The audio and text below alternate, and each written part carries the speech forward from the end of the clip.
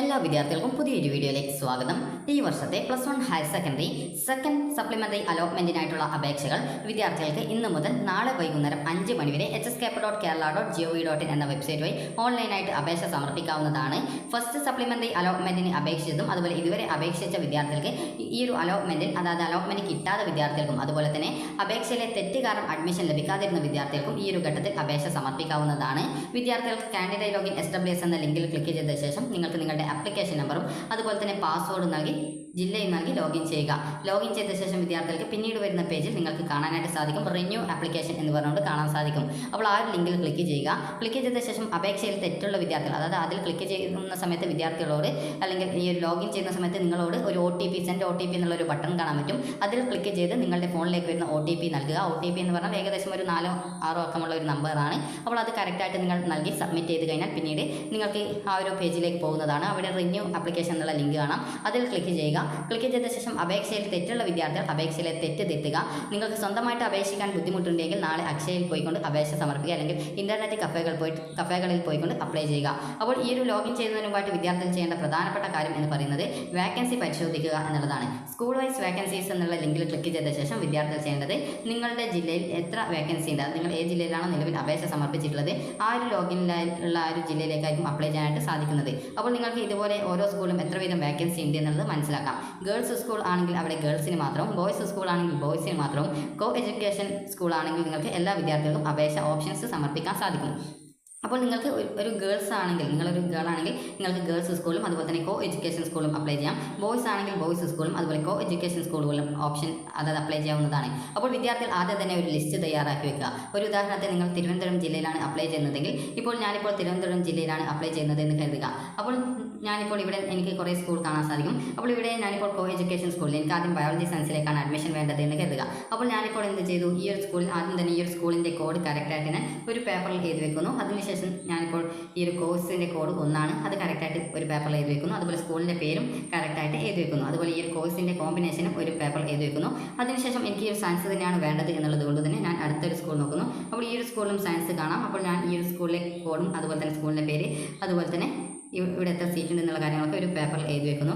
ഇതേ രീതിയിൽ തന്നെ ഞാൻ ആദ്യം എല്ലാ സ്കൂളുകളിലേക്കും ഉള്ള സയൻസിൻ്റെ വേക്കൻസി എനിക്ക് അപ്ലൈ ചെയ്യാൻ സാധിക്കുന്ന സ്കൂളുകൾ അതായത് എനിക്ക് ഈ ഒരു അലോട്ട്മെൻറ്റ് കിട്ടിയാൽ അഡ്മിഷൻ എടുക്കുമെന്ന് ഉറപ്പുള്ള സ്കൂളുകളുടെ കോഡൊക്കെ കറക്റ്റായിട്ട് ഒരു പേപ്പറിൽ എഴുതി വെക്കുന്നു. അപ്പോൾ അതിനുശേഷം ഞാൻ അടുത്തതായിട്ട് കമ്പ്യൂട്ടർ സയൻസ് ഏതൊക്കെ സ്കൂളുകളിലാണുള്ളത് ആ ഒരു സ്കൂളിൻ്റെ ലിസ്റ്റ് ഞാൻ തയ്യാറാക്കി വെക്കുന്നു. ഇതേ രീതിയിൽ തന്നെ ഞാൻ അടുത്തതായിട്ട് ഞാൻ ഇവിടെ നോക്കുന്നു കമ്പ്യൂട്ടർ സയൻസ് എവിടെയെങ്കിലും ഉണ്ടോ എന്നുള്ളത്. ജസ്റ്റ് നോക്കുന്ന സമയത്ത് ഇവിടെ നിങ്ങൾക്ക് കാണാൻ സാധിക്കും. അതായത് ഈ ഒരു സ്കൂളിൽ കമ്പ്യൂട്ടർ സയൻസ് ഉണ്ട്. അപ്പോൾ ഈ ഒരു സ്കൂളിൻ്റെ ആ ഒരു ലിസ്റ്റ് തയ്യാറാക്കി വെക്കുന്നു. അപ്പോൾ നിങ്ങൾക്ക് ഏത് കോഴ്സാണ് പഠിക്കാൻ താല്പര്യമുള്ളത് അതിൻ്റെ ആ ഒരു കോഴ്സ് ഏതൊക്കെ സ്കൂളുകളിലാണ് ആ ഒരു കോഴ്സിൽ വേക്കൻസി ഉള്ളത് എന്നുള്ള ലിസ്റ്റ് തയ്യാറാക്കി വെക്കുക. ഇപ്പോൾ ഞാനിപ്പോൾ എനിക്ക് ബയോളജി സയൻസ് അല്ലെങ്കിൽ കമ്പ്യൂട്ടർ സയൻസ് അല്ലെങ്കിൽ കൊമേഴ്സ് ഇതിൽ ഏതെങ്കിലും ഒന്നാണ് കിട്ടാൻ താല്പര്യമുള്ളത് എങ്കിൽ ഞാനിപ്പോൾ എന്ത് ചെയ്യുന്നു എന്ന് ചോദിച്ചാൽ ജസ്റ്റ് ആദ്യം തന്നെ ബയോളജി സയൻസുള്ള സ്കൂളുകളുടെ ലിസ്റ്റ് അതുപോലെ സ്കൂളിൻ്റെ കോഡ് എന്നിവ തയ്യാറാക്കി വെക്കുന്നു. ആദ്യം ആ ഒരു ലിസ്റ്റ് ഞാൻ കുറേ സ്കൂളിൻ്റെ എനിക്ക് പോകാൻ സാധിക്കുന്ന സ്കൂളുകളുടെ പേരും ഡീറ്റെയിൽസും സ്കൂളിൻ്റെ കോഡും ഒക്കെ ഒരു പേപ്പറിൽ എഴുതി വെക്കുന്നു. അതിനുശേഷം ഞാൻ കമ്പ്യൂട്ടർ സയൻസിൻ്റെ ഏതൊക്കെ സ്കൂളുകളിലാണുള്ളത് എനിക്ക് പോകാൻ സാധിക്കുക എന്നുള്ളത് നോക്കിയിട്ട് അതിൻ്റെ ലിസ്റ്റ് തയ്യാറാക്കി വെക്കുന്നു. അതിനുശേഷം കൊമേഴ്സിൻ്റെ ലിസ്റ്റ് തയ്യാറാക്കി വെക്കുന്നു. അതിനുശേഷം ഹ്യൂമാനിറ്റീസിൻ്റെ എനിക്ക് പോകാൻ സാധിക്കുന്ന സ്കൂളിൻ്റെ പേരും കോഡും അതുപോലെ ബയോളജി സയൻസ് ആണെങ്കിൽ അതിൻ്റെ കോഡ് 1 അപ്പോൾ ഈ രീതിയിൽ ഞാൻ ഓരോ കോഴ്സിൻ്റെയും ലിസ്റ്റ് തയ്യാറാക്കി വെക്കും. അപ്പോൾ ഈ രീതിയിൽ ലിസ്റ്റ് തയ്യാറാക്കി വെച്ച ശേഷം നിങ്ങൾ ചെയ്യേണ്ടത് പിന്നീട് നേരത്തെ പറഞ്ഞതുപോലെ തന്നെ വിദ്യാർത്ഥികൾ ലോഗിൻ ചെയ്യുക. ലോഗിൻ ചെയ്ത് കഴിഞ്ഞാൽ വിദ്യാർത്ഥികൾക്ക് അടുത്ത പേജിൽ അതായത് കാൻഡിഡേറ്റ് ലോഗിൻ ചെയ്ത് കഴിഞ്ഞാൽ നിങ്ങൾക്ക് അടുത്ത പേജിൽ നേരത്തെ പറഞ്ഞതുപോലെ നിങ്ങളോട് OTP ചോദിക്കും. OTP ചോദിക്കുന്ന സമയത്ത് നിങ്ങളുടെ ഫോണിലേക്ക് സെൻഡ് OTP എന്നുള്ളത് ക്ലിക്ക് ചെയ്ത് OTP വന്നു കഴിഞ്ഞാൽ കറക്റ്റായിട്ട് ആ ഒരു OTP നൽകിയ ശേഷം സബ്മിറ്റ് ചെയ്ത ശേഷം പിന്നീട് വരുന്ന പേജിൽ റിന്യൂ ആപ്ലിക്കേഷൻ എന്നുള്ള ലിങ്ക് കാണാം. അതിൽ ക്ലിക്ക് ചെയ്ത ശേഷം നിങ്ങളുടെ ആപ്ലിക്കേഷനിൽ വല്ല തെറ്റുകളുണ്ടെങ്കിൽ അത് തിരുത്തുവാനും അതുപോലെ തന്നെ തെറ്റുകളൊന്നും ഇല്ലെങ്കിൽ പ്രത്യേകിച്ച് ആ ഒരു ഭാഗങ്ങൾ കറക്റ്റായിട്ട് വായിച്ച് നോക്കുക എവിടെയെങ്കിലും തെറ്റുണ്ടോ എന്നുള്ളത്. തെറ്റൊന്നും ഇല്ലെങ്കിൽ ഈ ഒരു രീതിയിൽ നിങ്ങൾ സബ്മിറ്റ് ചെയ്യുക. സബ്മിറ്റ് ചെയ്ത ശേഷം അവസാനമല്ല ഏകദേശം സബ്മിറ്റ് ചെയ്ത് പോകുന്ന സമയത്ത് നിങ്ങൾക്ക് കോഴ്സും കോളേജല്ല സ്കൂളും കോഴ്സും നൽകുന്നതിനുള്ള ഓപ്ഷൻ കാണാൻ സാധിക്കും. അപ്പോൾ ആ ഒരു ഭാഗത്ത് നിങ്ങൾക്ക് ഇതുപോലെയാണ് കാണാൻ സാധിക്കുക. അതായത് സ്കൂളിൻ്റെ ആ ഒരു എത്രാം സ്ഥാനത്താണ് അത് സെറ്റ് ചെയ്ത് കൊടുക്കേണ്ടത്, അതുപോലെ തന്നെ സ്കൂളിൻ്റെ കോഡ്, അതുപോലെ തന്നെ കോഴ്സ് സെലക്ട് ചെയ്യാനുള്ള ഓപ്ഷൻ ഇങ്ങനെ കാണാൻ സാധിക്കും. അപ്പോൾ നിങ്ങൾ കറക്റ്റായിട്ട് അത് സെലക്ട് ചെയ്ത് കൊടുക്കുക. ആദ്യം നിങ്ങൾ ലിസ്റ്റ് തയ്യാറാക്കിയ പ്രകാരം ആദ്യം ബയോളജി സയൻസിലുള്ള എല്ലാ സ്കൂളുകളിലേക്കും ഓപ്ഷൻ വെക്കുക. പിന്നീട് കമ്പ്യൂട്ടർ സയൻസിലേക്ക് ഓപ്ഷൻ വെക്കുക. അതായത് കമ്പ്യൂട്ടർ സയൻസിലുള്ള എല്ലാ സ്കൂളുകളിലേക്കും ഓപ്ഷൻ വെക്കുക. അതിനുശേഷം പിന്നീട് കൊമേഴ്സിലുള്ള എല്ലാ സ്കൂളുകളിലേക്കും നിങ്ങൾക്ക് അഡ്മിഷൻ എടുക്കാൻ സാധിക്കുന്ന എല്ലാ സ്കൂളുകളിലേക്കും ഓപ്ഷൻ വെക്കുക. അതിനുശേഷം ഹ്യൂമാനിറ്റീസ് വേണമെങ്കിൽ ഹ്യൂമാനിറ്റീസ് കൂടി ആഡ് ചെയ്ത് വെക്കാവുന്നതാണ്. അപ്പോൾ ഈ രീതിയിൽ നിങ്ങൾക്ക് താല്പര്യമുള്ള സ്കൂളുകൾ ആ ഒരു പ്രയോറിറ്റി ബേസിൽ ഓപ്ഷൻസ് ആയിട്ട് നൽകിയ ശേഷം ഓരോ ഓപ്ഷൻ നൽകിയ ശേഷം ആഡ് ബട്ടൺ ക്ലിക്ക് ചെയ്ത് കഴിഞ്ഞാൽ അടുത്ത ഓപ്ഷൻ നൽകാനുള്ള ഭാഗം വരും. അവിടെ ആ ഒരു സ്കൂളിൻ്റെ കോഡ് നൽകിയ ശേഷം പിന്നീട് കോഴ്സ് ഓട്ടോമാറ്റിക്കലി വരും. അത് സെലക്ട് ചെയ്ത് കൊടുക്കുക. അപ്പോൾ വിദ്യാർത്ഥി ഈ രീതിയിൽ സെലക്ട് ചെയ്ത് നിങ്ങൾക്ക് വേണ്ട എല്ലാവിധ ഓപ്ഷൻസും നൽകി കഴിഞ്ഞാൽ അത് സേവ് ചെയ്യുക. സേവ് ചെയ്ത ശേഷം നിങ്ങൾക്ക് അതിൻ്റെ ആ ഒരു പേജ് കറക്റ്റായിട്ട് കാണാൻ സാധിക്കും. നിങ്ങൾ ഏതൊക്കെ സ്കൂളുകളിൽ ഏതൊക്കെ കോഴ്സിലാണ് ഓപ്ഷൻ വെച്ചിട്ടുള്ളത് എന്നുള്ളത് അത് കറക്റ്റായിട്ട് മനസ്സിലാക്കി നിങ്ങൾ വെച്ചിട്ടുള്ള ഓപ്ഷൻ്റെ സ്ഥാനവും അതുപോലെ ക്രമവും അതുപോലെ നൽകിയിട്ടുള്ള ഓപ്ഷനോ സ്കൂളോ മാറിപ്പോയിട്ടില്ല എന്നുള്ള കാര്യം പ്രത്യേകം ഉറപ്പുവരുത്തുക. അങ്ങനെ മാറിപ്പോയിട്ടുണ്ടെങ്കിൽ നിങ്ങൾക്ക് ആ ഒരു ഓപ്ഷൻ ഡിലീറ്റ് ചെയ്യണമെങ്കിൽ ആ ഒരു ഓപ്ഷൻ ലിസ്റ്റിൽ നിന്ന് നിങ്ങൾക്ക് സൈഡിലായിട്ട് ഒരു ഡിലീറ്റ് ബട്ടൺ കാണാൻ പറ്റും. അതിൽ ക്ലിക്ക് ചെയ്ത് കഴിഞ്ഞാൽ ആ ഒരു ഓപ്ഷൻ മാത്രം ഡിലീറ്റ് ചെയ്യും. പിന്നീട് വീണ്ടും ഏതെങ്കിലും ഓപ്ഷൻ കൊടുക്കണമെങ്കിൽ ആഡ് ചെയ്ത് കൊടുക്കാൻ സാധിക്കുന്നതാണ്. അതുപോലെ തന്നെ നിങ്ങൾക്ക് ഈ രീതിയിൽ ഓപ്ഷൻസ് ആഡ് ചെയ്ത് കൊടുക്കാവുന്നതാണ്.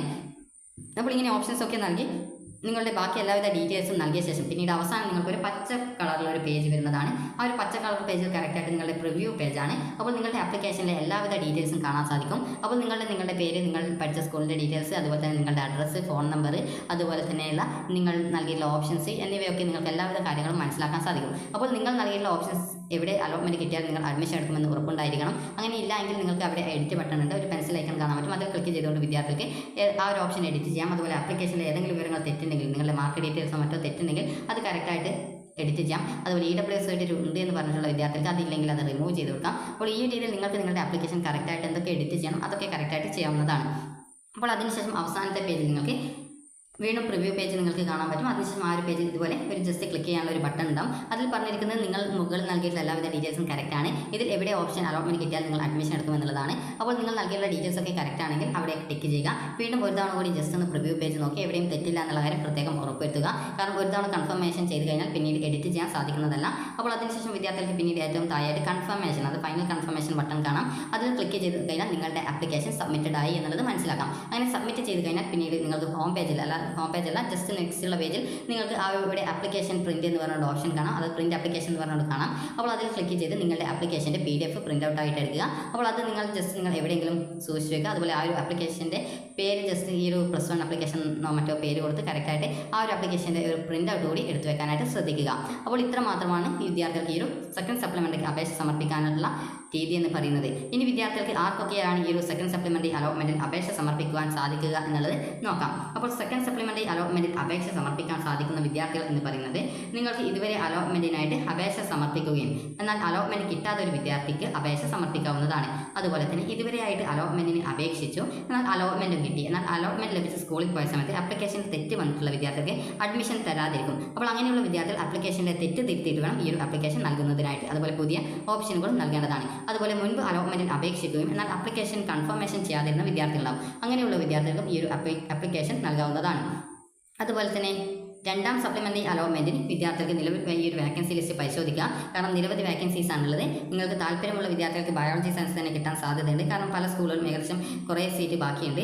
അതുപോലെ തന്നെ ഈ ഒരു അപേക്ഷ സമർപ്പിക്കാൻ സാധിക്കാതിരുന്ന വിദ്യാർത്ഥികൾ എന്നാൽ ഇവിടെ നൽകിയിട്ടുണ്ട്. നിലവിൽ ഏതെങ്കിലും കോട്ടയിൽ പ്രവേശനം നേടിക്കഴിഞ്ഞ വിദ്യാർത്ഥികൾക്കും അലോട്ട്മെൻറ്റ് ലഭിച്ചിട്ട് പ്രവേശനത്തിന് ഹാജരാകാത്തവർക്കും, അതായത് നോൺ ജോയിനിങ് ആയവർ, മെറിറ്റ് കോട്ടയിൽ നിന്നും പ്രവേശനം ക്യാൻസൽ ചെയ്തവർക്കും, ഏതെങ്കിലും കോട്ടയിൽ പ്രവേശനം നേടിയ ശേഷം TC അതായത് വിടുതൽ സർട്ടിഫിക്കറ്റ് വാങ്ങിയവർക്കും ഈ ഒരു ഘട്ടത്തിൽ വീണ്ടും അപേക്ഷിക്കുവാൻ സാധിക്കുന്നതല്ല എന്നുള്ളത് പ്രത്യേകം സൂചിപ്പിച്ചിട്ടുണ്ട്. അതുപോലെ ഇങ്ങനെയുള്ള വിദ്യാർത്ഥികൾ ചെയ്യേണ്ട പ്രധാനപ്പെട്ട കാര്യം നിങ്ങൾ വൊക്കേഷണൽ ഹയർ സെക്കൻഡറി സ്പോട്ട് അഡ്മിഷനിൽ പങ്കെടുക്കുക എന്നുള്ളതാണ്. അപ്പോൾ സപ്ലിമെൻ്ററി ഘട്ടത്തിലും തെറ്റായിട്ടുള്ള വിവരങ്ങൾ അപേക്ഷയിൽ ഉൾപ്പെട്ടതിനാൽ അലോട്ട്മെൻറ്റ് ലഭിച്ചിട്ടും പ്രവേശനം ലഭിക്കാതിരുന്ന വിദ്യാർത്ഥികൾക്ക് സപ്ലിമെൻ്ററി അലോട്ട്മെൻറ്റിൽ പരിഗണിക്കുന്നതിനായിട്ട് അപേക്ഷ പുതുക്കുന്നതിനുള്ള സൗകര്യം അനുവദിച്ചിട്ടുണ്ട്. അപേക്ഷകളിലെ പിഴവുകൾ അപേക്ഷ പുതുക്കുന്ന അവസരത്തിൽ തിരുത്തലുകൾ വരുത്തുവാനായിട്ട് പ്രത്യേകം ശ്രദ്ധിക്കേണ്ടതാണ് എന്നുള്ളത് വിദ്യാർത്ഥികൾ പ്രത്യേകം മനസ്സിലാക്കുക. അപ്പോൾ നിങ്ങൾക്ക് ഈ ഒരു അപേക്ഷ ഈ ഒരു രീതിയിൽ നൽകാവുന്നതാണ്. അപ്പോൾ വിദ്യാർത്ഥികൾ ശ്രദ്ധിക്കേണ്ട പ്രധാനപ്പെട്ട കാര്യം നാളെ അതായത് വൈകിട്ട് 5 മണി വരെയാണ് നിങ്ങൾക്ക് ഈ ഒരു രീതിയിൽ ഓപ്ഷൻസ് നൽകാനായിട്ട്, അതായത് അപേക്ഷ നൽകാനായിട്ട് സാധിക്കുക. നിങ്ങൾക്ക് എന്തെങ്കിലും ഡൗട്ട് ഉണ്ടെങ്കിൽ അടുത്തുള്ള അക്ഷയ കേന്ദ്രത്തിലോ അല്ലെങ്കിൽ തൊട്ടടുത്തുള്ള ഇൻ്റർനെറ്റ് കഫേകളിലോ അല്ലെങ്കിൽ തൊട്ടടുത്തുള്ള ഹൈസ്കൂളിലോ പോയി കഴിഞ്ഞാൽ നിങ്ങൾക്ക് അവിടെ നിന്നും ഈ ഒരു അപേക്ഷ നിങ്ങൾക്ക് നൽകാനായിട്ട് നിങ്ങളെ സഹായിക്കുന്നതാണ്. അപ്പോൾ വിദ്യാർത്ഥികൾക്ക് ഈ ഒരു ഒഴിവുള്ള സ്കൂൾ കോമ്പിനേഷൻ മാത്രമേ ഓപ്ഷൻസ് ആയിട്ട് തിരഞ്ഞെടുക്കാനായിട്ട് സാധിക്കുള്ളൂ എന്നുള്ള കാര്യം വിദ്യാർത്ഥികൾ പ്രത്യേകം ശ്രദ്ധിക്കേണ്ടതാണ്. അപ്പോൾ വിദ്യാർത്ഥികൾ ഈ ഒരു അപേക്ഷ നാളെ വൈകുന്നേരം 5 മണിക്ക് മുമ്പായിട്ട് അപേക്ഷ നൽകാനായിട്ട് ശ്രദ്ധിക്കുക. അപ്പോൾ വിദ്യാർത്ഥികൾക്ക് ഈ ഒരു വീഡിയോ ഉപകാരപ്രദമായിട്ടുണ്ടെങ്കിൽ ലൈക്ക് ചെയ്യുക, ഷെയർ ചെയ്യുക. Thank you for watching.